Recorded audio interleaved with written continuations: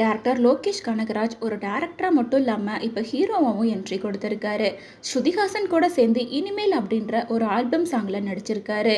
அந்த ஆல்பம் சாங்கோட ப்ரொமோ கூட 2 days முன்னாடி தான் ரிலீஸ் ஆயிருந்தது. இதில் லோகேஷ் கனகராஜ் அண்ட் ஸ்ருதிஹாசன் அப்படின்னு சொல்லிட்டு இவங்களுக்குள்ளார வேற லெவல் ரொமான்டிக் சீன்ஸ் எல்லாம் இருக்குது.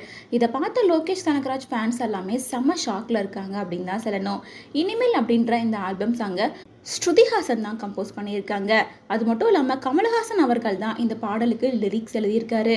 லோகேஷ் கனகராஜ் அண்ட் ஸ்ருதிஹாசன் இவங்க 2 பேருமே ஆக்ட் பண்ணியிருக்காங்க. இந்த பாடலோட ப்ரமோ வீடியோ வெளியாகி வேற லெவலில் ஃபயராக இருந்துச்சு.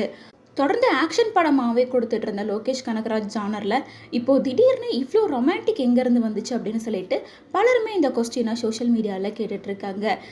என் விக்ரம் படத்தில் நடித்த காயத்ரி கூட உங்கள் படத்தில் ரொமான்ஸ் வந்தால் தலையை வெட்டுவீங்க, ஆனால் நீங்களே இப்படி ரொமான்ஸ் பண்ணலாமா, இதெல்லாம் நியாயமாக இருக்கா அப்படின்னு சொல்லிட்டு லோகேஷ் கனகராஜா கலாய்க்கிற மாதிரி ஒரு போஸ்ட்டை போட்டிருந்தாங்க. இந்த மாதிரி பலருமே இந்த கேள்வியை லோகேஷ் கிட்ட கேட்குறாங்க அப்படின்றனால ஒரு இன்டர்வியூவில் இதுக்கு அவர் பதில் சொல்லியிருக்காரு. எனக்கு முதல்ல ராஜ்கமல் ஃபிலிம் ப்ரொடக்ஷனில் இருந்து தான் கால் பண்ணியிருந்தாங்க. நான் வேறு ஏதோ விஷயமா இருக்கும் அப்படின்னு நினச்சிட்டு அங்கே போனேன். ஆனால் போனதுக்கப்புறமா தான் இந்த ஆல்பம் சாங்கை பற்றி என்கிட்ட பேசினாங்க. ஆரம்பத்தில் இந்த சாங்கில் நடிக்கிறதுக்கு எனக்கு தயக்கமாக தான் இருந்தது. என்னால் இதெல்லாம் பண்ண முடியுமா அப்படின்ற ஒரு டவுட் இருந்துச்சு. அது மட்டும் இல்லாமல் கமலஹாசன் சாரை கேட்கும்போது என்னால் எப்படி இதுக்கு நோ சொல்ல முடியும். அதுக்கப்புறமா ஸ்ருதிஹாசன் ஆனால் அவங்களோட டீம் எல்லாமே சேர்ந்து இந்த சாங்கை பற்றி எனக்கு புரிய வச்சாங்க. ஆரம்பத்தில் கொஞ்சம் தயக்கமாக இருந்தாலும் அப்படி அவங்க கூட நான் கம்ஃபர்டபுள் ஆகிட்டேன். எனக்குள்ளார ஒரு கேள்வி இருந்துக்கிட்டே தான் இருந்துச்சு. இந்த சாங்குக்கு என்ன எப்படி நீங்கள் சூஸ் பண்ணீங்க, நான் எப்படி இதுக்கு செட் ஆவேன் அப்படின்ற மாதிரி கேள்விகள் போயிட்டு இருந்துச்சு. எதாக இருந்தாலும் சரி, நம்மளால் முடிஞ்சதை பண்ணணும் அப்படின்னு என்னால் முடிஞ்சதை நான் பண்ணியிருக்கேன். ஆனால் என்னோடய பர்ஃபார்மன்ஸ் நல்லா இருக்கா என்ன அப்படின்றது எனக்கு தெரியல. ஆனால் மக்கள் யாரும் காரி துப்பாத அளவுக்கு நான் பண்ணியிருக்கேன் அப்படின்றத நான் நம்புகிறேன் அப்படின்னு சொல்லியிருக்காரு. மேலும் இவரை தொடர்ந்து பேசின ஸ்ருதிஹாசனும் என்ன சொல்லியிருக்காங்கன்னா, இனிமேல் அப்படின்ற இந்த சாங் வந்து லவ்ல வர அப் அண்ட் டவுன் சம்மந்தப்பட்ட சாங் தான்.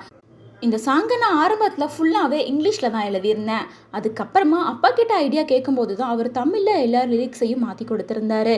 மேலும் நான் எழுதியிருந்த சின்ன சின்ன லிரிக்ஸ் நல்லா இருக்குது அப்படின்னு சொல்லிட்டு அதை அப்படியே இங்கிலீஷில் வச்சுருந்தாரு. நான் வந்து லோகேஷை சூஸ் பண்ணதுக்கான காரணம் அன்எக்ஸ்பெக்டடாக சில பேர்ஸ் எல்லாம் பார்க்க நல்லாயிருக்கும், அந்த மாதிரி தான் இந்த பேர் செட் ஆகும் அப்படின்னு எனக்கு தோணுச்சு. அதனால தான் இதில் அவர் இருந்தால் நல்லா இருக்கும்னு நான் முடிவு பண்ணியிருந்தேன். இந்த மாதிரி ஸ்ருதிஹாசன் அண்ட் லோகேஷ் கனகராஜ் அந்த இன்டர்வியூவில் பேசியிருந்தாங்க. மேலும் 25th அதாவது நாளைக்கு தான் இந்த சாங் ரிலீஸ் ஆக போகுது. ஸோ லோகேஷ் கனகராஜோட ஃபேன்ஸ் எல்லாமே இப்போ இருந்து இந்த சாங்கை ஃபுல்லாக பார்க்கறதுக்காக எக்ஸைட்டடாக இருக்காங்க.